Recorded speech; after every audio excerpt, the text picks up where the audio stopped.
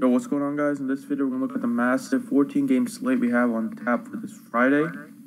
So happy Friday, happy long Memorial Day weekend.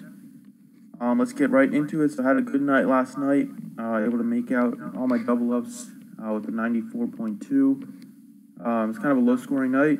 Only 4-game slate, but cleared the money, so I'm happy about that. Looking to get another one today. So let's get it. If you want the lineup, you can visit the website. Links in the description. Like I said, we have Monster 14-game slate. We do have Coors on the field today, which is a place I'm going to be getting a lot of my exposure to. Therefore, even though we do have a lot of stud options at pitching, I'm going to be spending down at pitching. I still like all the options at top. I mean, Scherzer's probably my top one if I'm paying up. If you want to do that, you can. He's 14,000, really expensive, and there's not a lot of cheap stacks that I like. Like I mentioned, I really like the Coors stack. I really like some Red Sox, so it's kind of hard to fit Scherzer in. But if you have some other ideas, definitely play Scherzer. Paxton is in a fine spot at 11.9. But like I said, I'm going to be spending down, so let's start it off with Ross Stripling at 7,200. He's been amazing since he stepped into the starting lineup in place of playing Kershaw's on the DL. In 3 starts that he's made, his pitch count has increased in all 3. So he went from 68 pitches to 79 pitches to 96 pitches in his last start.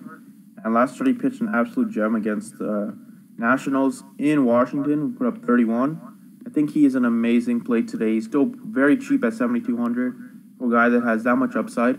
And his pitch count is finally up where a normal starting pitcher is, right around 100. So we don't have to worry about him getting pulled at around 80 pitches or 90 pitches. So he should pitch close to 100, if not a little over 100, depending on how he's pitching.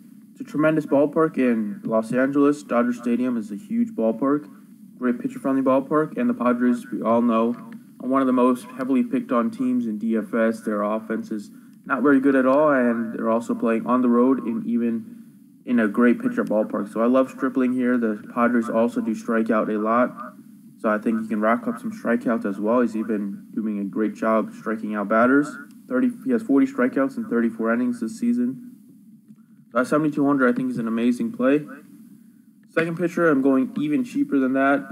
That's going to be Sam GAVIGLIO at just 5,000. Now, looking at his numbers this season, he's been great. He got a start against Oakland. Other 2 times he pitched in relief against Boston. But all 3 times he's been amazing. All 3 times, he struck out a lot of batters. He has 12 strikeouts in just over 9 innings pitched this season.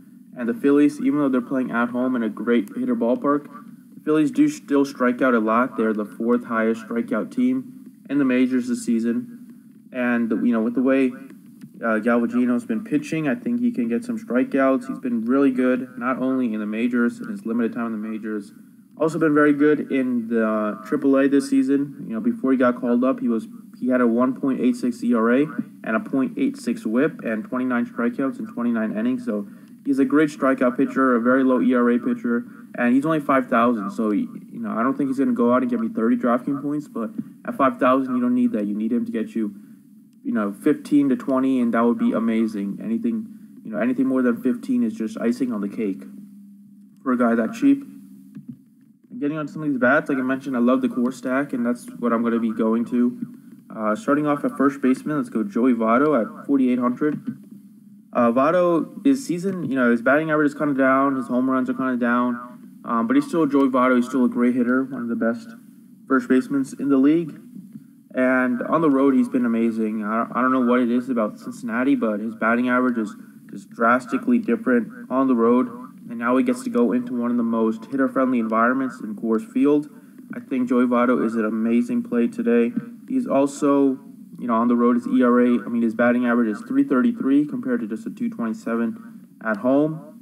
His slugging percentage is also higher at a 436. And he's also been great against right-handed pitching this season. Even though John Gray, he's been pretty good. John Gray still gets hit around a lot. John Gray still gives out a lot of hits. And Votto against right-handed pitching this season is batting 325 with a 467 slugging percentage. So I like Joey Votto a lot today. Second baseman is going to be Scooter Gennett. Mentioned another red in Coors. Gennett's been, he's catching fire lately. His His last 10 games, he's batting, 289. His slugging percentage is really impressive, though, 579. 3 home runs during that stretch. On the road here in Coors, and like Joey Votto, he's also a batter on the road, even though his batting average isn't as drastic, 323. Man, it's another nice lefty-righty matchup, which I want to take advantage of. GENNETT, like his counterpart Votto, has been great against right-handed pitching this season. He's batting 328 with a 562 slugging percentage versus righties this season. And Jon Gray, if you're looking at what side of the plate to attack him with, you want to attack Jon Gray with left-handed bats, and both GENNETT and Votto are great lefties here. Jon Gray has really struggled with left-handed hitters throughout his career, and especially this season, where lefties are hitting 290 against him with a 551 slugging percentage. So he gives up a lot of power to left-handed bats, and both GENNETT and Votto have a lot of power. And finally, going into the outfield, started off with Charlie Blackmon at 5,600. Blackmon, obviously, he's one of the best hitters in baseball. His batting average is still drastically lower than it was last season, so I think he's just bound to catch fire soon. But he still is really striking up the power with 12 home runs already this season. And Sal Romero should be one of the most picked on pitchers in DFS today. Not a very good. Colorado's implied for over 6 runs, and they have a ton of lefties in their lineup. And Romero has really struggled with lefties this season by far. Left-handed hitters are hitting 316 against him with a 568 slugging percentage. So lock in Blackmon here. I love him at 5,600. I also love Carlos Gonzalez Cargo, even though his playing time is reduced, but he still has a lot of power, especially at home. Batting average is amazing at home, 290 compared to just a 188 on the road. Slugging percentage is a huge difference with a 710 at home, only a 238 on the road. So whatever it is, he's always been a great hitter at Coors, much better than on the road, especially this season. And it's a great lefty-righty matchup against Romero. I think he should draw the start today.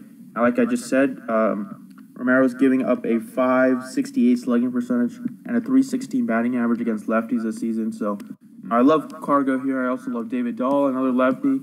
So I just love a Colorado stack today, like a lot of people. But there you have it. Those are the plays I got for you guys. Thanks for watching. Appreciate it, and good luck today.